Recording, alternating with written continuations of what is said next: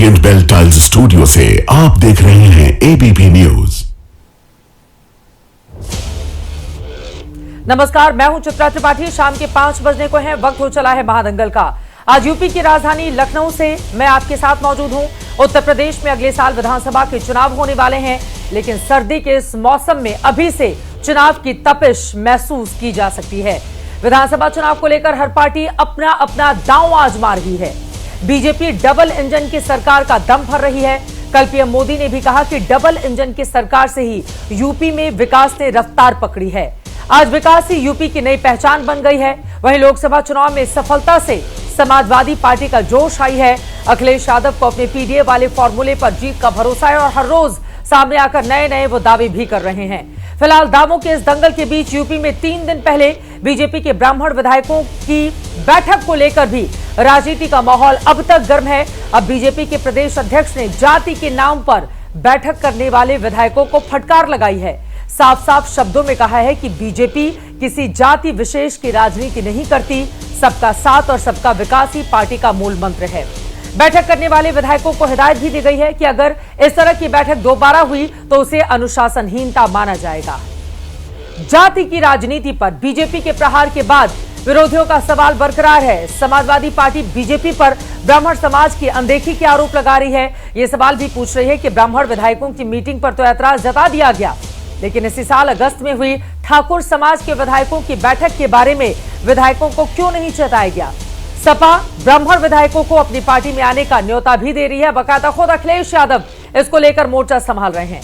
अब सवाल यह है कि सभी पार्टियां अपना अपना दांव तो लगा रही हैं, लेकिन चुनाव जीतेगा कौन? जनता किस पार्टी पर मोहर लगाएगी? कौन से मुद्दे पर होने वाला है विधानसभा का चुनाव? यूपी के रण में किसके पास हिट समीकरण है? सवाल यह भी है कि आखिर ये जाति की राजनीति प्रदेश से जाति क्यों नहीं है? क्या राजनीति की यही रीत है, जाति में ही जीत है? इन्हीं सवालों पर आज करेंगे चर्चा, लेकिन सबसे पहले बयानों का महादंगल देखिए।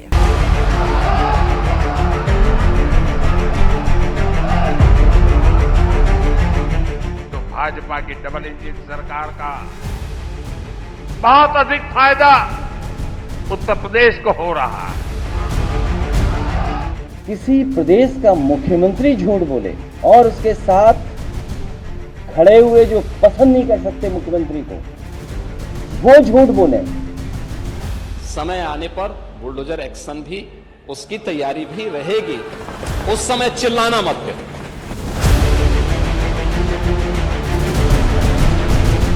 कुटुंब परिवार की बैठक होती है तब कोई कार्रवाई नहीं होती, ना उनको कोई धमकी दी जाती है।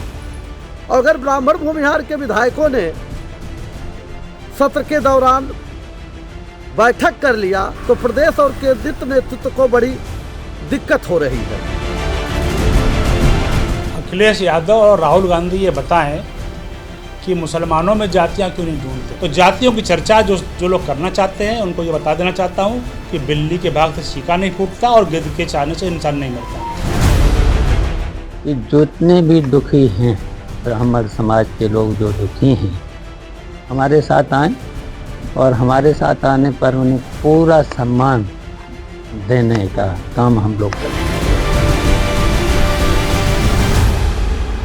तो कई ऐसे सवाल हैं जिसको लेकर महादंगल में बड़ी चर्चा हम करने वाले हैं। खास मेहमानों की मौजूदगी है, उनका परिचय तारुफ आपसे करवा देते हैं। हमारे साथ भारतीय जनता पार्टी के राष्ट्रीय प्रवक्ता के शर्मा जी आ चुके हैं। कांग्रेस पार्टी के प्रवक्ता सुरेंद्र राजपूत जी इस वक्त हमारे साथ मौजूद हैं। मलूक नागर जी, आप महासचिव हैं आरएलडी के, जुड़ चुके हैं। अजीज खान साहब प्रवक्ता समाजवादी पार्टी के, जुड़ चुके हैं। वारिस पठान जी प्रवक्ता एआईएमआईएम के हमारे साथ जुड़ चुके हैं। सभी का बहुत बहुत स्वागत है। 403 सीटों वाली विधानसभा के लिए सबके अपने अलग अलग दांव हैं, लेकिन के शर्मा जी, आपके पास आते हुए 2017 से भारतीय जनता पार्टी की उत्तर प्रदेश में सरकार है। जब बारी मुद्दों की गिनाने की आई कि उत्तर प्रदेश में विकास को लेकर बीजेपी की डबल इंजन की सरकार ने क्या क्या किया है, तो जाति की राजनीति पर घूमकर आपका भी पलड़ा क्यों आ जा रहा है? ये जाति पार्टियों से जाति क्यों नहीं है? के शर्मा जी। नहीं, देखिए, मैं चित्रा जी एक बात कहना चाहता हूँ। जो लोग को जाति की राजनीति करनी है उनको मुबारक हो, इसलिए क्योंकि जाति के आधार पर राजनीति करना ये राजनीतिक दिवालियापन की निशानी है। और खासकर समाजवादी पार्टी को मैं कहना चाहता हूँ, और अब कांग्रेस भी उसी धारा पर है कि जाति जाति जाति के आधार पे बांटो, जाति का जहर बो। लेकिन यह देश और यह लोकतंत्र जाति के आधार पर नहीं है। इस देश का लोकतंत्र जो है जनता जनार्दन के आधार पर है और विकास की राजनीति पर है। कल मैं एक डिबेट सुन रहा था, कल मैं डिबेट में भी था, कल मैंने सपा के नेता का बयान देखा कि जो उत्तर प्रदेश में कल उद्घाटन हुआ है पार्क का, वहाँ इन्हें पूछ रहे हैं कि आपने फलाने जाति का लगा दिया, एक जाति का लगा दिया, आप पीडीए का क्यों नहीं लगाया। मुझे आश्चर्य होता है, आप देश के महापुरुषों को भी जातियों पे बांट रहे हैं। ये स्तर आपका आ गया है, इस स्तर पर आप पहुंच गए कि देश के महापुरुष भी जाति के आधार पे बांटे जाएंगे। और मैं उस बात पे जाना नहीं चाहता, कांग्रेस पार्टी की तो खैर बात गैर है, क्योंकि कांग्रेस पार्टी तो एक परिवार की पार्टी है और एक ही परिवार के ऊपर सब कुछ आधारित है उनका। जितने नामकरण हुए हैं गली से चौराहे से लेके, ये सब एक ही परिवार का है। लेकिन सपा जो है वो जाति की प्रश्न उठा रही है, पीडीए के प्रश्न उठा रही है। तो मैं केवल एक बात पूछता हूँ कि आप पीडीए करते हैं और जाति का जहर बो रहे हैं, लेकिन यदि ये जाति की बात है तो, वरना मैं ये प्रश्न नहीं उठाऊंगा। मैं पूछना चाहता हूँ, आपने जनेश्वर मिश्र पार्क बनाया, वो मिश्र साहब जो थे, जनेश्वर साहब, वो किस पीडीए से आते थे? किस पीडीए से आते थे? आपको पता है ये लगभग 1000 करोड़ रुपए खर्च किया है उसके। 378 एकड़ जमीन की पार्क है। तो आप जिस बात को कहते हैं उस बात पर आप अमल खुद नहीं करते और इसके बावजूद लोगों को जाति पे बांटने की बात मैं अब जवाब ले लेती हूँ। हमारे साथ सुरेंद्र राजपूत जी भी कांग्रेस से जुड़े हुए हैं, लेकिन आपने समाजवादी पार्टी पर जनेश्वर पार्क को लेकर सीधे सवाल दागे हैं, तो मैं आ जाती हूँ अजीज खान जी, प्रवक्ता समाजवादी पार्टी के। अजीज खान साहब, वो आरोप लगा रहे हैं कि ये जो जाति वाली पॉलिटिक्स है वो तो समाजवादी पार्टी करती है। अब आपको भी जाति नजर आती है जब 3 भारतीय जनता पार्टी या जनसंघ के बड़े नेताओं की बड़ी बड़ी मूर्तियां लगा दी जाती हैं लखनऊ में, तो और अब तो उनके प्रदेश अध्यक्ष ने भी साफ कर दिया है कि बीजेपी जातिवादी पार्टी नहीं है और कोई भी जातिवाद को लेकर इस तरह की बैठकें आयोजित नहीं करेगा। तो फिर आप कैसे एक जाति के नाम पर पॉलिटिक्स करने के आरोप उनके ऊपर लगा रहे हैं? और उन्होंने जो सवाल भी दागे हैं जनेश्वर मिश्र को लेकर, आपने भी तो पार्क बनाया था, अखिलेश यादव जी के जमाने में जनेश्वर मिश्र पार्क बना, इतना लंबा चौड़ा बढ़िया पार्क बनाया आप लोगों ने, तो फिर आपने क्या जाति की राजनीति नहीं की अगर ब्राह्मणों को लेकर इतने कटाक्ष करने हैं तो? देखिए चित्रा जी, इन्होंने यह नहीं बताया हमने राम मनोहर लोहिया पार्क भी बनाया, ये बात ये नहीं बताई।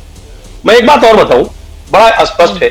देखिए जात की राजनीति कौन कर रहा है कौन नहीं कर रहा है ये पूरा स्पष्ट है। ये वही बीजेपी जो बड़ी बड़ी होर्डिंग लगाती है, मैंने इतने मंत्री फला जाति के बनाए, यहां तक कि विधानसभा से लेकर लोकसभा तक में माननीय प्रधानमंत्री तक जीत, वो भी कहीं ना कहीं इस बात को इंडिकेट करते हैं कि साहब हम सबको इस तरीके से साथ लेने का प्रयास करते हैं, लेकिन सबको साथ लेने का प्रयास नहीं करते। अभी आपने देखा, अभी शर्मा जी ने कल कहा, जो राष्ट्र प्रेरणा स्थल, एक खास विचारधारा, एक पर्टिकुलर विचारधारा से जो ताल्लुक रख रहे हैं 3 लोग, वो राष्ट्र के प्रेरणा कैसे हो सकते हैं? अगर वाकई में राष्ट्र की प्रेरणा की बात थी तो उसमें और भी तमाम समाज के लोग हैं, उनकी भी मूर्तियां वहां लगनी चाहिए, चाहे भी बाबा साहब अंबेडकर जी हो, चाहे उसमें राम मनोहर लोहिया साहब हो, चाहे जयप्रकाश नारायण जी, तमाम लोग थे और भी बहुत सारे महापुरुष। लेकिन एक मूर्तियां समाजवादी पार्टी ने लगवाई। मैं कह रहा हूं, मैं यही तो कहना चाह रहा हूं कि समाजवादी पार्टी सामाजिक समरसता की बात करती है, समाज में लोगों को एक साथ ले चलने की बात करती है, वो एक खास कम्युनिटी की बात नहीं करती और जात की बात नहीं करती। हम क्या करते हैं, हम चाहते हैं पीडीए क्या है, सब समाज की बात है, और सब समाज की बात जब हम करते हैं तो ये नहीं मानते। आज आप देखिए किस तरह ब्राह्मण समाज की उपेक्षा हो रही है लगातार एक लंबे टाइम से, और अभी देखिए किस तरह उसमें मीटिंग हुई, लेकिन कैसे किस तरह आप देखिए कोई एक तरफ दबाव बनाया जा रहा है कि साहब आप मीटिंग नहीं कर सकते। लोकतंत्र में क्या लोग इकट्ठा बैठ नहीं सकते? क्या अपने मन की बात नहीं कर सकते? माननीय प्रधानमंत्री जी तो वहां मन की बात करते हैं। बड़ा सवाल ये के शर्मा जी जवाब दीजिए, क्या हो गया? ब्राह्मण नेताओं ने मिलकर एक बैठक ही तो कर ली और अखिलेश यादव की पार्टी ये भी कह रही है कि ये जो कुछ महीने पहले ठाकुरों की बैठक हुई थी विधायकों की, उसको लेकर तो कोई सर्कुलर जारी नहीं किया गया। अब ब्राह्मण बीजेपी के विधायक बैठ गए तो उसको लेकर बकायदा अध्यक्ष जी आगे डांट फटकारने। इस पे आप जवाब दीजिए, फंस तो गए हैं ना के शर्मा जी इस मुद्दे पर आप लोग? नहीं कोई फंसा नहीं है, लेकिन मैं आपको बिंदुवार जवाब देता हूं। इन्होंने कहा कि आपने 3 ब्राह्मण के फोटो लगा दिए, मूर्ति लगा दी। अजीज खान साहब भूल गए, अंबेडकर, माननीय अंबेडकर जी के पंचतीर्थ का निर्माण किसने किया है? आपके दीक्षा भूमि, शिक्षा भूमि, हर जगह माननीय भीमराव अंबेडकर जी का पंचतीर्थ भारतीय जनता पार्टी ने बनाया। इसके अलावा शहीद नारायण सिंह म्यूजियम, बिरसा मुंडा, निषाद राज, महाराजा सुहेलदेव, राजा महेंद्र प्रताप सिंह, चौरी चौरी के शहीद, ये सारे जो आप ये स्थल देख रहे हैं, ये सारे प्रेरणा स्थल भारतीय जनता पार्टी के। और इनकी यहाँ क्या स्थिति, जो ज्ञान दे रहे हैं, मैं पूछ रहा हूँ जनेश्वर मिश्र पार्क में किसी और ओबीसी किसी का लगा दिए होते आप फोटो, किसी की और मूर्ति लगा देते। और दूसरी बात, आपने अंबेडकर जी का किस लेवल पर जाके अपमान किया? आजम खान साहब का बयान जो है अजीज साहब को सुनकर आना चाहिए था। वो उनकी उंगली दिखाने पर कहते थे कि उनको जिस स्तर से, मैं वो शब्द प्रयोग नहीं करना चाहता जो आजम खान माननीय अंबेडकर जी के लिए बोला करते थे, अजीज खान साहब को याद रखना चाहिए। दूसरी बात मैं ये कहना चाहता हूँ कि भारतीय जनता पार्टी सर्व समाज की पार्टी है। भारतीय जनता पार्टी 140 करोड़ भारतीयों की पार्टी है। वो किसी एक धर्म, एक जात, एक पक्ष के नहीं है। और केवल यही नहीं, यदि कोई बात कही गई है तो वो सबके लिए कही गई है, किसी एक विशेष वर्ग के लिए नहीं कही गई है। अरे उपेक्षाओं के आरोप लगाए जा रहे हैं ना कि ब्राह्मणों की उपेक्षा कर रही है मौजूदा योगी सरकार, ये सीधे आरोप है इसमें। किंतु परंतु वाली कौन सी बात है? अखिलेश यादव सीधे आरोप लगा रहे हैं और वो ब्राह्मणों को लुभा भी रहे हैं कि जितने विधायकों ने बैठक की है वो हमारे पाले में आ जाएं। आपका ख्याल यहाँ सभा में ज्यादा अच्छे तरीके से रखा जाएगा? मैं एक बात मैं बताता हूँ, अजीज खान साहब को शायद उत्तर प्रदेश की ही पूरी जानकारी नहीं। हमारे डिप्टी सीएम ही एक ब्राह्मण है। यदि केवल एक ब्राह्मणों की बात करें तो आज तक बताएं कि अजीज साहब मुलायम खानदान के अलावा किसी को वहां का मुख्यमंत्री पद पे हिस्सा दिए, किसी को कुछ बनाया है? ये इतिहास अपने गिरेबान में झांके और ये कोशिश न करें कि भारतीय जनता पार्टी में हम इस तरह की बातें करके हम ब्राह्मणों को लुभा लेंगे, कर लेंगे। आप जिस जाति की राजनीति पर हैं इसी पे डूबेंगे जैसे बिहार में डूबे। यही जाति कर करके, यही जाति करने की बात। अरे तो जब ठाकुर समाज की बैठक हुई थी के शर्मा जी, उस समय अध्यक्ष जी आकर क्यों नहीं आपत्ति जताए कि ठाकुर समाज के लोगों ने बैठ के क्यों कर लिया? अब सुरेंद्र राजपूत जी खुद ही ठाकुर समाज से आते हैं, वो पता नहीं खुश हो रहे होंगे या नाराज हो रहे होंगे, पूछ लूंगी मैं उनसे। लेकिन ठाकुरों की जब बैठक हुई थी तब तो कोई सर्कुलर जारी नहीं किया गया, तब नहीं कहा गया कि आप जातिवाद की राजनीति या आप जातिवादी बैठकें क्यों की। अब ब्राह्मण समाज के लोगों ने बैठक कर ली तो बाकायदा अध्यक्ष आके उनको फटकार लगा रहे हैं, तो मौका तो आप ही लोग दे रहे हैं ना के शर्मा जी, मौका तो आप ही दे रहे हैं। नहीं, मुझे आश्चर्य है, एक मिनट, प्रदेश अध्यक्ष जी का बयान पर क्या ब्राह्मण समाज लिखा हुआ है? वो तो सभी के लिए, पार्टी के लोगों के लिए एक बात उन्होंने कही है कि इस तरह की कोई संदेश नहीं जाना चाहिए, क्योंकि हम सभी जातियों के आधारित जो है राजनीति करते हैं। हमारे लिए उतने ही दलित, वंचित, शोषित, ओबीसी, सारे वर्ग के लोग, और सबकी भागीदारी है हमारे यहाँ, सभी की भागीदारी है। एक डिप्टी सीएम हमारे ओबीसी से आते हैं, केशव मौर्य, तो आप इससे समझ सकते हैं। और इस समाजवादी मैं आ जाती हूँ सुरेंद्र राजपूत जी के पास, बहुत देर से वो इंतजार कर रहे हैं और बाकी लोगों के पास। सुरेंद्र राजपूत जी, अब आपने दोनों ही पक्ष का बयान सुन लिया है। भारतीय जनता पार्टी कह रही है वो जातिवाद में विश्वास नहीं रखती है, इसीलिए अध्यक्ष जी ने कहा है कि हम जाति पाति से उठकर, और इसीलिए भारतीय जनता पार्टी के नेताओं का दावा है कि लगातार उनको चुना जा रहा है, चाहे यूपी में चाहे केंद्र में। राजपूत साहब कहते हैं ना चित्रा जी कि कैसे कैसे ऐसे वैसे हो गए और ऐसे वैसे कैसे कैसे हो गए। सच बात यह है कि भारतीय जनता पार्टी ने हमेशा धर्म की राजनीति की, हमेशा जाति की राजनीति की, सांप्रदायिकता की राजनीति की, जातियों के विभाजन की राजनीति की। प्रधानमंत्री जी ने स्वयं कहा कि वो पिछड़ी जाति से हैं इसलिए वोट दीजिए। प्रधानमंत्री जी ने स्वयं बताया कि उन्होंने इतने दलित लोगों को मंत्री बनाया इसलिए वोट दीजिए। प्रधानमंत्री जी ने स्वयं कहा कि इतने पिछड़ों को हमने बोर्ड होर्डिंग लगा करके बताया कि हमने मंत्री बनाया इसलिए हमें वोट दीजिए। प्रधानमंत्री जी ने और भारतीय जनता पार्टी के सारे विद्वान प्रवक्ताओं ने, आदरणीय के शर्मा जी भी उसमें शामिल थे, खुलेआम बताया कि हमने इतने दलित लोगों को मंत्री बनाया, हमने आदिवासी को राष्ट्रपति बनाया, हमने फलाने को ये किया, ढिमकाने को ये किया, सारी की सारी चीजें। और आज की डेट में चंद ब्राह्मण एक साथ क्या जुट गए, और वो भी वर्तमान सरकार की एट्रोसिटीज के खिलाफ। और वर्तमान सरकार जो दलितों, जिसके राज में दलितों को पेशाब चटवाया जा रहा है, जिसके राज में महिलाओं के प्रति जो असहिष्णुता है और अपराध है, वो उत्तर प्रदेश का देश में नंबर 1 है। दलितों के प्रति एट्रोसिटीज एनसीआरबी के आंकड़ों में नंबर 1 है, डकैती में नंबर 2 है, छिनैती अपहरण में नंबर 2 है। उस राज्य में अगर कुछ ब्राह्मण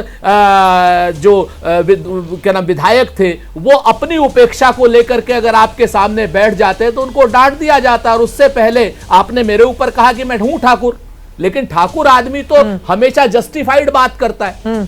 तो सच बात यह है कि ठाकुरों का जो विधायक थे, चूंकि मुख्यमंत्री जी के स्वजातीय थे, उनको तो कुछ नहीं कहा गया। हाँ। लेकिन आज की डेट में उपेक्षा का शिकार हुआ ब्राह्मण, जिसने भारतीय जनता पार्टी को बड़ा अच्छा वो दिया, मौका दिया है, वोट दिया है, उनके ऊपर इस तरीके की भाषा का इस्तेमाल हो रहा है। वो आपके सामने है, क्योंकि भारतीय जनता पार्टी को इस वक्त दलितों की, पिछड़ों की राजनीति करनी है और मुख्यमंत्री उनका ठाकुर है।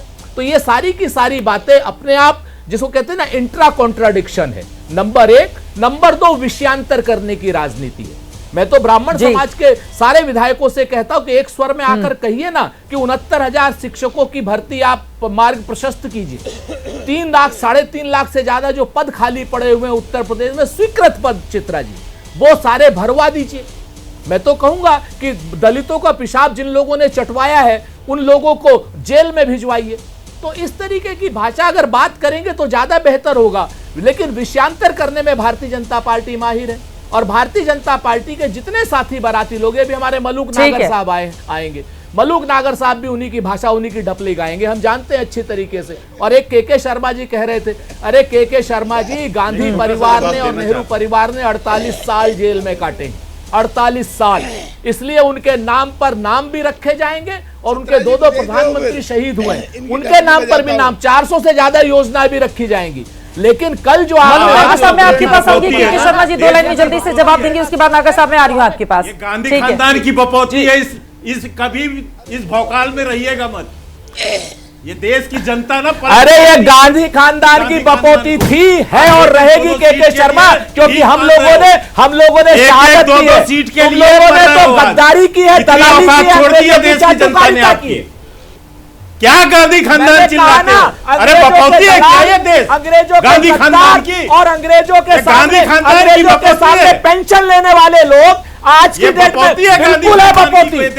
बपौती है, परिवार के लोग हैं बिहार में, और हर आप जैसे लोग नहीं हैं जो परिवार को ना करे। गांधी परिवार की बपौती थी, गांधी परिवार की बपौती है, और गांधी परिवार की बपौती है कि 48 साल जेल काटी है। ये विरासत की राजनीति, आजादी के आंदोलन के बतवालों को लाठियां पड़वाते हैं श्यामा प्रसाद मुखर्जी। आपकी राजनीति आजादी के आंदोलन, गांधी परिवार चाहिए, ये तो अडानी की बपौती है आपके पास। चित्रा जी, ये तो अडानी की बपौती हो गई है। देश इनके राज में, इनके राज में देश अब अडानी की बपौती होगा, गांधी की बपौती नहीं होगा। 0 सीट पर खड़े हो गए हो। भाजपा के राज में देश अडानी की बपौती होगा। आपकी भाजपा के राज में देश अडानी की बपौती। सुरेंद्र राजपूत जी, मेरा ये सवाल है, ठीक है, अडानी अंबानी का आप लोग मुद्दा उठाते रहे हैं और उठाते रहिए, लेकिन मेरा ये सवाल है, आपने कहा 48 सालों तक गांधी परिवार, नेहरू परिवार के लोग जेल में रहे। मेरा ये सवाल है, महात्मा गांधी के नाम पर सिर्फ 3 योजनाएं थी 2009 तक, सरकार तो आपकी थी 60 सालों तक, और जिन लोगों ने फांसी के फंदे पर झूल कर अपनी जान दे दी इस देश के लिए, ऐसे हजारों लोग थे। आप मुझे ये बताइए, किन किन लोगों के नाम पर योजनाओं का ऐलान किया गया? राम प्रसाद बिस्मिल, कितने लोग थे? अशफाक उल्लाह, न जाने कितने लोग थे। भगत सिंह, सुखदेव, राजगुरु, किनके नाम पर योजनाएं आपको दिखाई देती हैं, किनकी आदमकद इतनी बड़ी बड़ी मूर्तियां आपको दिखाई देती है? सबको फिर अपने अंदर झांक कर देखना होगा ना। जिन लोगों ने देश के लिए फांसी के फंदे पर लटक जाना मंजूर किया, जिन्होंने देश की आजादी की इस तरह से लड़ाई लड़ी, सुभाष चंद्र बोस को लेकर वो तो दावा करते हैं। इंडिया गेट पर आप देख लीजिए, सुभाष चंद्र बोस की उपेक्षा आप लोगों ने की। इंडिया गेट पर लाकर प्रधानमंत्री ने 2022 में कितनी बड़ी मूर्ति वहां पर लगवा दी है। तो आजादी की लड़ाई में तो हजारों लोगों ने अपनी शहादत दी, लेकिन सिर्फ गांधी परिवार तक वो क्यों सीमित रहा, ये बीजेपी बार बार आरोप लगाती है। सुरेंद्र राजपूत जी, मैं बहुत अच्छा प्रश्न आपने किया, और जितना लंबा प्रश्न किया मुझे उम्मीद है थोड़ा सा मुझे समय दे देंगी। चित्रा जी, बहुत शुक्रिया आपका कि आपने ये बात बताई। हजारों योजनाएं, कश्मीर से लेके कन्याकुमारी तक हजारों योजनाएं, सारे जितने हमारे स्वतंत्रता संग्राम सेनानी हैं, चाहे वो सुभाष चंद्र बोस हो, चाहे सरदार पटेल हो, चाहे अमर शहीद भगत सिंह जी हो, चाहे चंद्रशेखर आजाद हो, राजगुरु हो, राम प्रसाद बिस्मिल हो, सब अशफाक उल्लाह खान हो, सबके नाम पर हैं। आप आइए किसी समय लखनऊ में, एक दिन इसी पर डिबेट रख लेते हैं। मैं आपको यूनिवर्सिटी में चंद्रशेखर आजाद की मूर्ति से लेकर के और बटेश्वर तक चंद्रशेखर आजाद की मूर्ति तक ले जाऊंगा, अल्फ्रेड पार्क में चंद्रशेखर आजाद की मूर्ति तक ले जाऊंगा, आपको अमर शहीद भगत सिंह का पंजाब से लेकर आपको जलियांवाला बाग तक लेकर के जाऊंगा। आपको बिल्कुल नहीं, हजारों हमारे पास योजनाएं हैं। नंबर एक। नंबर दो, ये गांधी की बपौती, ये जो कह रहे थे के शर्मा जी, तो गांधी की बपौती तो ये देश रहेगा, अडानी की बपौती नहीं बनने देंगे। भारतीय जनता पार्टी इस देश को अडानी की बपौती बनाना चाहती है। अडानी की बपौती तो भारतीय जनता पार्टी के भी लोकतांत्रिक महात्मा गांधी के नाम पर खाली 3 योजनाएं थी 2009 तक। आप लोग मनरेगा भी महात्मा गांधी का नाम 2009 में लेकर आए, पहले तो वो नरेगा ही था। मैं आऊंगी सुरेंद्र राजपूत जी, बड़े अच्छे तरीके से आप अपनी बातें कहते हैं, लेकिन इस वक्त बड़ी खबर आ रही है, सीधे उसका रुख करेंगे। बीजेपी के ब्राह्मण विधायकों की मीटिंग पर अखिलेश यादव का बड़ा बयान आया है। बीजेपी राज में बाटी चोखा नहीं, माटी धोखा मिलता है। बीजेपी किसी की सगी नहीं है, कह रहे हैं अखिलेश। कोई समाज अपमान नहीं सहता, सत्ता और मान सम्मान के बीच सम्मान जरूरी है, अखिलेश यादव ये बता रहे हैं। लेकिन इसका जवाब अब मैं मलूक नागर जी से ले लेती हूं। मलूक नागर जी, देखिए आप लोग अब ब्राह्मण समाज की उपेक्षा के आरोप आपकी सरकार पर लग रहे हैं। दबी जुबान से ही सही, ये बात तो हर कोई मानता है, इसमें कोई किंतु परंतु वाली बात होनी नहीं चाहिए। और बाटी चोखा वाली मीटिंग ने खुलेआम इस बात को जग जाहिर कर दिया है। मलूक नागर साहब, आप तो बेहतर जानते हैं, आप इसी उत्तर प्रदेश की सियासत यहां से चुने गए, तो अब ये जो दाग लग रहा है कैसे धोएंगे इसको आप, नागर साहब? देखिए, जो सुरेंद्र राजपूत जी कह रहे हैं, मलूक नागर भी वही बजाएंगे। मलूक नागर जी की बात पता है कि इनको पता है कि इस विषय पे मैं बढ़िया तरीके से चीज़ों को उधेड़ के इनके सामने रखूंगा। जब कांग्रेस 60 साल में यही कहती रही, जातियों की बात मत करो, धर्म की बात मत करो, और एक कुछ ही चुनिंदा लोग देश में राज करते रहे, मजे लेते रहे, दलितों की, पिछड़ों की, अकलियतों की वोट लेते रहे, शोषण करते रहे, उन्हें दिया कुछ नहीं। अब जब ये 11 साल से सत्ता में यहाँ, 7-8 साल से 40 साल से यूपी में सत्ता में नहीं है, और मैं उस समय कांग्रेस का विधायक रहा, बहुत दिन झेला, बहुत दिन चलाया कांग्रेस को पश्चिम उत्तर प्रदेश में, तो अब इनको जातियां याद आई हैं। अगर जातियों की बात करोगे, पीडीए की बात करोगे, पिछड़े दलितों की बात करोगे, तो DOPT and law justice standing committee में मैं 5 साल लगातार रहा हूं, जिसमें प्रधानमंत्री का मंत्रालय और कानून मंत्रालय, जो सारे मंत्रालयों को कवर करता है, डाटा आते हैं वहां पे। चित्रा जी, कभी दलित और पिछड़ों की 10-12, 8-12, 27, 30 से नीचे हमेशा सीट भरी, सब खाली पड़ी रहती थी। कोई फिक्र नहीं था कांग्रेस को पिछड़ों का, दलितों का, अकलियत का, कुछ नहीं। और अब जब 60 और 70% तक उनकी सीटें भरी हैं, अब भी गुंजाइश है, मैं कह रहा हूं साफ तौर पे, बट अब इनको जातियां याद आती हैं सरकार से बाहर होते ही। अरे अभी कह रहे उनको ठाकुरों को तो करा नहीं और अब पंडितों को कर दिया। हमारे साथी राजपूत जी कह रहे हैं, जब ठाकुर विधायकों की पंचायत हुई, जब ये उत्तर प्रदेश की एडवाइजरी चीफ मिनिस्टर ने जो जारी करी है, जातियों की नहीं होगा, उस समय नहीं थी एडवाइजरी जारी। और एडवाइजरी जारी होने पे ये जो गुजर चौपाल लगी, जब एडवाइजरी जारी करी, वो गलत थी, सही थी, ये सब्जेक्टिव बढ़िया है के लिए। लेकिन जब ठाकुरों की चल रही थी तो एडवाइजरी जारी नहीं थी, अब ब्राह्मणों ने कर दी तो एडवाइजरी जारी हो गई। ये बहुत खूब मलूक नागर साहब, सही जा रहे हैं आप बिल्कुल। उससे पहले नहीं, गुजरों पे चित्रा जी गुजरों पे हुई है, गुजर चौपाल पे हुई है, ब्राह्मणों पे नहीं हुई है। और उस एडवाइजरी जारी होने के 2 महीने बाद अगर कोई मीटिंग होती है जातीय आधार पे, तो उनको अगर कहा जाता है, तो अब ये कह रहे हैं कि पहले वाले पे नहीं गई। तो गुमराह करना बंद करें, धोखा देना बंद करें, झूठ बोलना बंद करें। असलियत ये है, वो विधायक तो आप ही के हैं ना, विधायक तो कोई पड़ोसी पार्टी के हैं नहीं, विधायक तो भारतीय जनता पार्टी के ही थे जिन्होंने मीटिंग की थी, और अंदर खाने कुछ तो पक रहा होगा, तभी तो एक समुदाय विशेष के विधायकों को आपस में बैठकर मीटिंग करनी पड़ी है।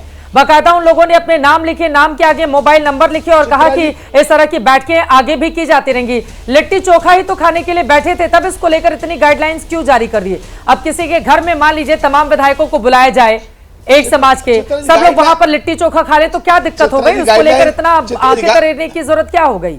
मलूक नागर साहब, चित्रा सुन तो लो, अब ये एडवाइजरी जारी नहीं की। गुजर चौपाल के नाम से पूरी यूपी में प्रोग्राम हो रहे थे, अब से 2-2.5 महीने पहले जब जारी करी गई थी। और रही कुछ विधायक अगर मिलते हैं, मैं आपके टेलीविजन में आता हूँ, चित्रा जी बैठी हुई है, 4-5 और पंडित आके बैठ गए, चाय पी रहे हैं, बोले पंडितों ने एबीपी न्यूज के खिलाफ कोई बगावत कर दी। क्योंकि मतलब है बेसिर पैर की बात है। विधायक भी रहा हूं, सांसद भी रहा हूं, हम इकट्ठे लोग कई बार बैठ जाते हैं, अपनी जाति के लोग भी इकट्ठे बैठ जाते हैं, कई बार पार्टियों के बैठ जाते हैं, कई बार विरोधी भी इकट्ठे बैठ जाते हैं। तो उसी का तूफान बना रखा, कुछ ना कुछ तो कहना ही है, कुछ ना कुछ तो बोलना ही है, कुछ ना कुछ तो करना ही है। और इसीलिए देश की जनता सब समझ रही है, जानती है। अरे बीपी न्यूज के चैनल पर जो लोग बैठते हैं वो खुलकर बोलते तो हैं। वो बीजेपी के जिन ब्राह्मण विधायकों की बैठक हुई है, खुलकर मीडिया में कोई बोलने को तैयार नहीं है। तो इन दोनों में जमीन आसमान का फर्क भी तो है ना मलूक नागर साहब। अब वारिस पठान जी के पास, वारिस पठान जी, आप लोग कितना भी बोलते रहिए कि ये जाति की पॉलिटिक्स लेकर आ रहे हैं, बीजेपी के ब्राह्मण विधायक नाराज हैं, ठाकुरवाद को बढ़ावा दिया जा रहा है, जो मन में आए वो बोल लीजिए, लेकिन सच्चाई यही है, चाहे ब्राह्मण हो, ठाकुर हो, ओबीसी का बड़ा वोट बैंक अब खासतौर से यादव समाज को छोड़कर उनके पक्ष में जाता रहा है। दलितों ने भी देखिए, मायावती कहा 12%, 22% से वो कभी नीचे नहीं आई, अब वो भी 12% के आसपास आकर टिक गई हैं। तो भारतीय जनता पार्टी को ये समाज वोट भी तो कर रहा है ना वारिस पठान जी। अब आप लोग ऐसा क्या चमत्कार कर लेंगे 2027 में कि आपको लग रहा है कि वो बीजेपी पर भारी पड़ जाएगा? देखिए, बीजेपी ने सिर्फ जातिवाद की, नफरत फैलाने की, तुष्टीकरण की, पोलराइजेशन की, ध्रुवीकरण की, सिर्फ यही राजनीति की है। इनको इसके सिवा कुछ आता ही नहीं है। डेवलपमेंट, विकास, बढ़ती महंगाई, ये कुछ इनको दिखता नहीं है। बस इनका सिर्फ एक ही मकसद है, किसी भी तरह ध्रुवीकरण करो। और इनके लिए सबसे सॉफ्ट टारगेट कौन रहता है चित्रा जी? मुसलमानों को गालियां बको, उनके खिलाफ अनाप शनाप बकवास करो। और देखिए, बीजेपी के जितने मंत्रियों ने, जितने भी लोग थे, उनके पहले गाली बकते, उसके बाद उनको मेडल दिया जाता है, उनको मंत्री बना दिया जाता है। जो ये बोलता है मुसलमानों को मस्जिद में घुस घुस के मारेंगे, उसको मेडल के तौर के ऊपर मंत्री बनाया जाता है, उस पर FIR नहीं होते। जो मुसलमानों के हुजूर मोहम्मद मुस्तफा सल्लल्लाहु अलैहि वसल्लम की शान में गुस्ताखी करता है, उसको स्टेज पे बिठा के बीजेपी के मंत्री सपोर्ट करते हैं कि देखते हम तुझे हाथ कौन लगाता है। तो ये तुष्टीकरण नहीं, ये नफरत फैलाने वाली राजनीति नहीं, तो ये क्या है? और उससे बड़ा तो ये संविधान को मानते ही नहीं है ना बीजेपी। अभी आपने देखा, योगी जी संविधान की शपथ लेके उत्तर प्रदेश के मुख्यमंत्री बन गए, मगर क्या संविधान का वो पालन करते हैं? ये कटबुल्ला किसने बोला था? क्या ये अल्फाज सही है? ये जो ये ठोक डालूंगा वाली पॉलिसी और जो सुप्रीम कोर्ट की भी अवमानता करना, जो बुलडोजर पॉलिटिक्स से चल रहा है, मुसलमानों के घरों को, मस्जिदों को, मदरसों को बिना नोटिस के दिए लोग जो उड़ा देते हैं बुलडोजर से, क्या ये संविधान के अंदर है? सुप्रीम कोर्ट के जज ने कहा कि आप इस तरह नहीं कर सकते विदाउट रूल ऑफ फॉलो के, तो ये लोग कर रहे हैं। तो ये सब जनता देख रही है कि योगी जी टोटल फेल हो चुके हैं मुख्यमंत्री उत्तर प्रदेश के हिसाब से। तो अब उनके पास बचा कुछ नहीं, तो अब इसी तरह आ जाएंगे कि भाई हम तो ये नहीं करते, ये लोग तुष्टीकरण लोग करते। लेकिन हमारा यकीन मानिए चित्रा जी, डेवलपमेंट, विकास और हक इंसाफ की जहाँ बात होती है ना, वो मजलिस इत्तेहादुल मुस्लिमीन खड़ी रहती है। और यही हम लोग एजेंडा लेकर इंशाअल्लाह ताला यूपी में जाएंगे, चुनाव लड़ेंगे। और आपने देखा कि बिहार की जनता ने किस तरह हमको जिताया, 10 लाख से ज़्यादा हमको वोट दे दिए, 5 जगहों के ऊपर हमको कामयाबी मिली, 1-2 जगह पे 200-300 वोटों से हम हार गए, 80,000 वोट लेके। तो पब्लिक का कहीं ना कहीं रुझान असद ओवैसी साहब की तरफ आ रहा है कि वो हक इंसाफ की बात कर रहे हैं, वो सेंस की बात कर रहे हैं, संविधान के दायरे में रहकर बात कर रहे हैं, रूल ऑफ लॉ फॉलो करने की बात कर रहे हैं। तो पब्लिक को यही चाहिए, जनता इसी के साथ जा रही है, नहीं कि सभी का आप हाथ भी उठा रहे थे बहुत देर से। देखिए, मैं पहले वो कहते हैं नफरत की राजनीति, ये कठमुल्ला कौन सा शब्द है बीजेपी के बड़े नेताओं की ओर से मुसलमानों को संबोधित करते हुए बोला जाता है? नहीं, किसने कहा? नहीं, मुझे आश्चर्य है, यहाँ पर वारिस पठान अपने आप को कठमुल्ला कह रहे हो तो उनको मुबारक। होना ही चाहिए उनको यदि ये बोल रहे हैं तो। अरे आपके नेताओं लेकिन ने मुझे बोला है। आश्चर्य है कि यदि मुसलमानों की आप बात करें तो आज बैठ के मदनी साहब जिस ढंग से धमकियां दे रहे हैं, ये संविधान का पालन कर रहे हैं। देश के सर्वोच्च न्यायालय को वो सर्वोच्च मानने से इनकार कर रहे हैं, ये संविधान का पालन हो रहा है, ये संविधान का पालन है चित्रा जी। लेकिन खैर मुझे इनकी इस तरह के झूठे आरोपों पे कोई जवाब देने की आवश्यकता नहीं। लेकिन कांग्रेस के प्रवक्ता भी एक बात कह रहे थे, मुख्यमंत्री होके इस तरह की बकवास बात मुझे करना कांग्रेस के प्रवक्ता ये क्या? बताएं कि नेताजी सुभाष चंद्र बोस की कोई मूर्ति इन्होंने कहीं लगाई है? कोई मूर्ति इन्होंने वल्लभ भाई पटेल की कोई मूर्ति कहीं बनाई है? क्यों नहीं बनाई भाई? केवल एक गांधी खानदान ही है। देश के स्वतंत्रता में केवल एक जो है नेहरू ही के खानदान था जिसने सब कुछ किया, बाकी लोगों ने क्या जवाब देने दीजिए प्लीज। इन दो का मैं जवाब दे दूं, उसके बाद कुछ के नहीं शर्मा जी है। और आरोप लगा ले। ये केवल ये 800 से ज्यादा नाम केवल एक गांधी जो है गांधी परिवार के नाम पर प्लीज मुझे जवाब देने दीजिए। ये इनकी इससे ये व्यक्ति को चिढ़ है, इससे आम जनता में रोष है। बिल्कुल और आज मैं जो आपको कह रहा हूं कि यही कारण है कि कांग्रेस जनाजा उठाने के लिए भी 4 लोग चाहिए। इनके राजनीतिक जनाजा उठाने के लिए 2 विधायक से भी ज्यादा नहीं आ रहे हैं। और यदि बिहार की तो स्थिति है कि एक जो है बोलेरो में आ जाएंगे सारे विधायक। यही हालात इनके महाराष्ट्र में है। 48 साल से ये जो है पश्चिम बंगाल में नहीं है, 35-40 साल से उत्तर प्रदेश में नहीं है, 40 साल से बिहार में कहीं कुछ नहीं है। ये सारे देशों में लगभग 21 राज्य ऐसे हैं जहां इनकी पहचान नहीं है आज की डेट पर। ये क्या हुआ? ये इसीलिए हुआ क्योंकि एक गांधी खानदान की चाटुकारिता कांग्रेस को ले डूबी और उस खानदान के नाम पर ही सारा देश चलाने की कोशिश थी और इस लेवल तक हाईजेक है। चित्ता जी ये कहते हैं कि लोकतंत्र जो है समाप्त हो रहा है। इनके नेता जाके विदेश में बोलते हैं लोकतंत्र समाप्त हो रहा है, संवैधानिक संस्थाओं को किया जा रहा है। इस देश में ऐसे हालात थे कि इस गांधी परिवार के परमिशन के बगैर कोई फाइल नहीं पढ़ सकता था। यहां पर गेस्ट रूम भी लेने पड़ते थे गांधी परिवार से, इसी सोनिया गांधी जी से के साइन से। ऐसी चीज ऐसे लोकतांत्रिक संस्थाओं पर इनके कब्जे थे। तो मैं आज इनको इतना ही कहना चाहता हूं कि ये जो दुष्प्रचार मैं जवाब ले लेती हूँ सुरेंद्र राजपूत जी से ही। राजपूत जी आपने आरोपों को सुन लिया है। उन्होंने कहा कि 800 से ज्यादा सिर्फ नेहरू गांधी परिवार तक ही सीमित थे और वो बार-बार गिना भी रहे हैं कि देखिए हमने चाहे वो सरदार वल्लभ भाई पटेल की बात हो, सुभाष चंद्र बोस की बात हो, और भी नाम गिनाए उन्होंने। बोले सुरेंद्र राजपूत जी।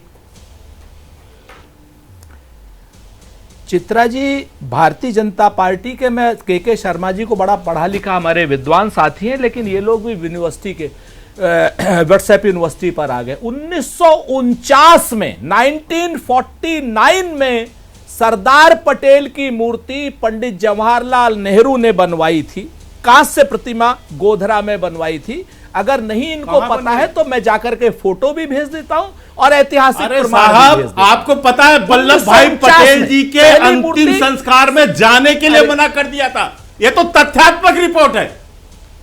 उनके अंतिम संस्कार में जाने वालों को रोक दिया नेहरू ने, ये कहते हुए कि आपको अपना खर्चा वहन करना होगा। दूसरी बात, ये तथ्यात्मक चीजें हैं। दूसरी बात क्या बात करते हैं? व्हाट्सएप यूनिवर्सिटी का ज्ञान। एक मिनट, इतनी नफरत वल्लभ भाई पटेल से फिर से इतना झूठा, इतना निर्लज्ज, इतनी नीच आरोप लगा रहे हैं।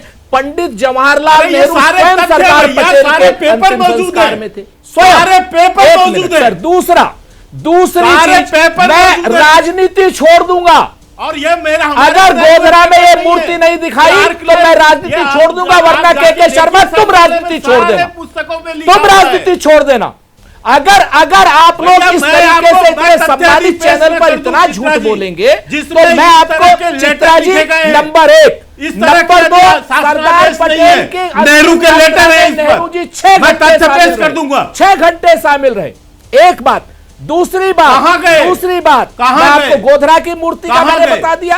अब सरदार पटेल की, अब आप आ जाइए आजाद क्या नाम सुभाष चंद्र बोस की। सुभाष चंद्र बोस की मूर्ति लखनऊ में क्लार्क सवत चौराहे पर लगी हुई है। अगर आपको नहीं दिखाई देती तो आप अंधे हैं। एक, दमदम एयरपोर्ट कलकत्ता पर आपको नहीं दिखाई देती तो आप अंधे हैं। 2, आपको दिल्ली में नहीं दिखाई देती तो आप अंधे हैं। नंबर 3, मैं आपको 1000 मतलब 100 जगह सरदार के नाम चित्रा जी से सुभाष चंद्र बोस कहां गए दिखाता हूं। ये बैठ के सुरेंद्र राजपूत किसको ज्ञान दे रहे हैं? मैं अभी दे देता हूं। किसको ज्ञान दे रहे हैं? दमदम में मैंने जगह बता दी। दमदम एयरपोर्ट में देखिए, कलकत्ता में देखिए, लखनऊ में आइए, क्लाक सवा चौराहे पर आइए, दमदम एयरपोर्ट आइए ना, आप आइए। राजनीति छोड़ देना, राजनीति छोड़ देना के शर्मा। इतने झूठे आदमी हो, इतने निर्लज्ज आदमी हो, इतने मक्कार आदमी हो, कांग्रेस के नाम पर झूठ बोलते हो। और मैं सैकड़ों मूर्तियां दिखाता हूं कि जलील हो चुके हो। अमर शहीद आजाद की यूनिवर्सिटी, आइए लखनऊ यूनिवर्सिटी में, झूठ पकड़ी गई है, और आइए लखनऊ यूनिवर्सिटी में। जलील तो आप हो गए, जलील तो आप हो गए हैं। 1949 में जवाहरलाल नेहरू ने सरदार पटेल की मूर्ति लगाई।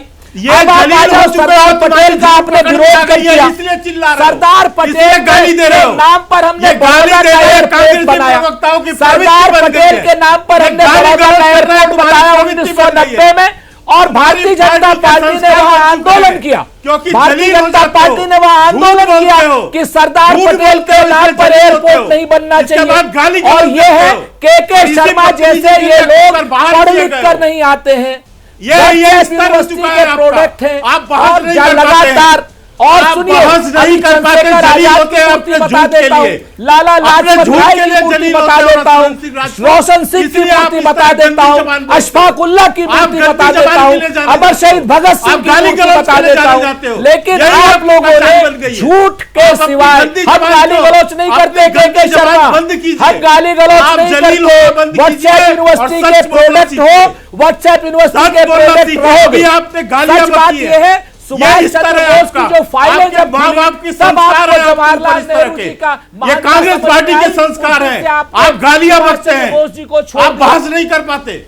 ठीक है, मुद्दों पे गालीबाज आप हो। भाजपा है, आदमियों के जो संस्कार गिनाए गए उनसे कम से कम ये तो पता चल गया ना कि अगर लखनऊ में 3 मूर्तियां लग गई हैं, श्यामा प्रसाद मुखर्जी, अटल बिहारी वाजपेयी की, और तो इसको लेकर मतलब अब बहुत ज्यादा बुरा मानने की जरूरत नहीं है दीनदयाल उपाध्याय को लेकर। मतलब मूर्तियों की सियासत 1949 या उसके पहले से इस देश के भीतर चलती रही है। अब मैं जल्दी से, सुरेंद्र जी आप अपनी बात जल्दी से खत्म कर लीजिए, फिर मैं समाजवादी पार्टी और मलूक नागर साहब के पास जाऊंगी। जल्दी से आप अपनी बात पूरी कर लें प्लीज। मैं बहुत शुक्रिया अदा करता हूं। तो ये भारतीय जनता पार्टी का व्हाट्सएप यूनिवर्सिटी का ज्ञान है। सरदार पटेल के तो जीवित रहते हमने मूर्ति लगवा दी थी। 1949 में मूर्ति, कांस्य की मूर्ति लगवाई थी हम लोगों ने। तो क्या नाम, सुभाष चंद्र बोस जी की, अमर शहीद चंद्रशेखर आजाद जी की, अमर शहीद भगत सिंह जी की, लाला लाजपत राय की। और 1990 में चित्रा जी, बड़ा मजे का किस्सा है कि बड़ौदा का एयरपोर्ट हमने सरदार वल्लभ भाई पटेल के नाम पर रखा, तो भारतीय जनता पार्टी ने विरोध किया। सरदार वल्लभ भाई पटेल के स्टेडियम का नाम अहमदाबाद में नरेंद्र मोदी स्टेडियम भारतीय जनता पार्टी ने कर दिया, हमने नहीं किया। ये लोग सरदार पटेल को इस तरीके से बेइज्जत करते हैं और सरदार पटेल के चरणों में पड़े रहते हैं। मूर्ति भी चीन से मंगवाते हैं, छोटी छोटी आंखों वाली, खुद ही मोदी जी बताते हैं। तो सच बात यह है कि इन लोगों को ना जानकारी है, ना इनको पता है। जिस दिन से बोस साहब की फाइलें खुली, उस दिन से बोस साहब का नाम लेना बंद कर दिए, क्योंकि उन सारी फाइलों में जवाहरलाल नेहरू जी की महानता आई, जहां उन्होंने पेंशन दी थी। क्या नाम, बोस साहब की शर्मा जी, जल्दी से के शर्मा जी। चित्रा जी, मैंने जो वल्लभ भाई पटेल जी के संदर्भ में कहा, उनके अंतिम संस्कार के संदर्भ में, वो सारी फाइलें बकायदा आज भी सब मौजूद हैं और सार्वजनिक हैं। मैंने कोई बात ऐसे नहीं बोली जो बिना तथ्यों की है।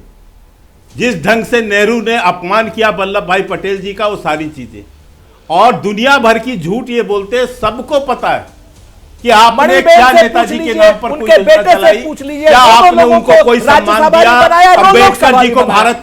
मैं कहता हूं इंदिरा गांधी, राजीव गांधी ने अपने जीते जी, नेहरू ने अपने जीते जी भारत रत्न लिया, अपने जीते जी भारत रत्न लिया। लेकिन क्या अम्बेडकर जी को भारत रत्न इन्होंने दिया? आप बताइए, क्या इन्होंने नेताजी को भारत रत्न दिया? लगातार भारत रत्न दिया? और इतना आज सारी चीजें, आज सारी चीजें हमने आपके पास आते हुए, ठीक है, जल्दी से इसमें फंसेंगे नहीं, जल्दी जल्दी। मलूक नागर साहब, प्रतीकों की राजनीति से मिलेंगे क्या वोट? मलूक नागर साहब, देखिए चित्रा जी, पहले तो सरदार वल्लभ भाई पटेल की बात चल रही थी, मूर्ति छोटी छोटी बता रहे हैं। ये वर्ल्ड की सबसे ऊंची सरदार वल्लभ भाई पटेल की गुजरात में वडोदरा के पास डैम पे मूर्ति लगी हुई है। एक कांग्रेस के साथी से जो ढपली बजाने की बात करते थे प्रश्न है, जब देश आज़ाद हुआ और प्रधानमंत्री बनने की बात आई 1952 में 1947 में, जो राय मांगी गई प्रदेशों की, कितने प्रदेशों की राय वल्लभ भाई पटेल के फेवर में थी और कितने प्रदेशों के अध्यक्ष की कांग्रेस की जवाहरलाल नेहरू के फेवर में थी। अगर ये 13 पटेल साहब के फेवर में 2 कांग्रेस के फेवर में थी तो प्रधानमंत्री क्यों नहीं बनाया गया? पटेल की तो उसी समय बेइज्जती करी गई। और बाबा 5 सेकंड का जवाब देने दीजिए चित्रा जी, हाथ जोड़ के प्रार्थना। पिछड़े और दलितों के खिलाफ थे, खिलाफ है। आप बोल लीजिए, साथ ही में बोल लीजिए, समय नहीं है। हाँ, मैं सिर्फ इतना कह रहा हूं, मलूक नागर भी संगत में बेकार हो गए व्हाट्सएप। अरे वल्लभ भाई पटेल साहब तो 50 में मर गए थे, 52 की बात ही नहीं है। अनपढ़ आदमी ये 1946 का आप बात कर रहे हो, 1952 की बात को लेकर के क्या बात करते हो? सरदार पटेल कब मर गए थे आपको पता है? 1947। अरे क्या जाहिल पने की बातें कर रहे हो? चित्रा जी आपस में लड़ रहे हैं, मुझे मौका दे। मलूक नागर असलियत सुन लो, 1946 की बात है, 1946 की समाजवादी पार्टी का एक क्लोजिंग कमेंट जल्दी से। आप लोगों को पता ही नहीं है। हाँ। जाहिल बने की बात करता है मलूक नागर। नहीं, ये तो सच है ना चित्रा जी, ये तो संगत सच है ना कि जो कांग्रेस कमेटी की बैठक हुई उसमें नेहरू को वोट नहीं मिले, खराब हो गई, जो वोट मिले वल्लभ भाई पटेल को मिले, ये तो सच है। इसमें क्यों झूठ बोल रहे हैं? नेहरू ने तो शासन चोरी की है। अरे वो तो 1946 चोरी करके बने प्रधानमंत्री। चलिए ठीक है, वक्त हमें इतने की इजाजत देता है। आप तमाम मेहमानों का बहुत धन्यवाद हमारे साथ चर्चा का हिस्सा बनने के लिए। कुल मिलाकर प्रतीकों के नाम की राजनीति लगातार जारी है, तो राजनीति जाति को लेकर भी जारी है। अब अलग अलग वर्गों की ओर से ये जो बड़ी तैयारी की जा रही है 2027 के चुनाव में कौन सी वर्ग समुदाय विशेष का वोट किस पक्ष में जाएगा, ये देखना बेहद दिलचस्प रहेगा। लेकिन कुल मिलाकर लखनऊ में मेरी मौजूदगी है, यहाँ का तापमान बाहर जितना गिरा हुआ है, राजनीति का तापमान उतनी ही तेज गति से आगे की ओर बढ़ता हुआ। हर एक खबर जानकारी आप तक पहुंचाते रहेंगे। महादंगल में अभी के लिए दीजिए इजाजत। देश और दुनिया की तमाम खबरों के लिए आप देखते रहिए एबीपी न्यूज।